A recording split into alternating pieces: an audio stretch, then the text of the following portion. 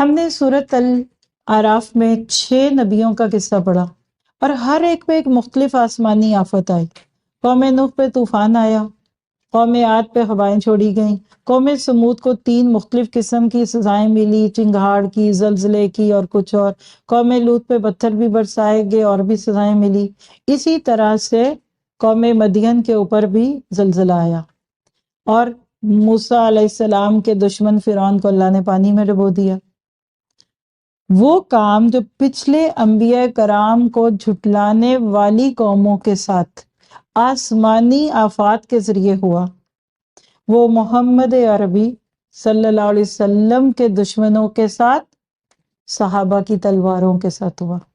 میرا رہا پوری جنگی ہسٹری کے لیے یہ ایک جملہ کافی ہے۔ اللہ کے نبی آخری نبی تھے جب عربوں نے آپ کو جھٹلایا، مکہ کے لوگوں نے جھٹلایا۔ اگر اللہ اپنی پچھلی سنت پہ ہی چلتا، وہی بات کرتا، تو کیا ہونا تھا؟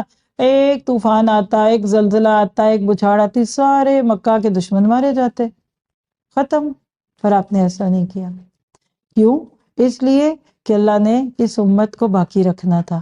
تو یہ سورۃ انفال اور آگے توبہ، کل کے پارے میں بہت اہم باتیں ہیں، توجہ سے سنیے گا۔ آئیے ابھی شروع کی آیات کو دیکھتے ہیں، صرف 40 آیات ہے۔ ایک سوال پوچھا صحابہ نے، جواب آپ کو اس پارے میں نہیں ملنا، اگلے پارے میں ملنا ہے، لیکن ان 44 آیتوں میں آپ نے اپنے لیے عمل کے نقطے نوٹ کرنے، کریکٹر بلڈنگ کے۔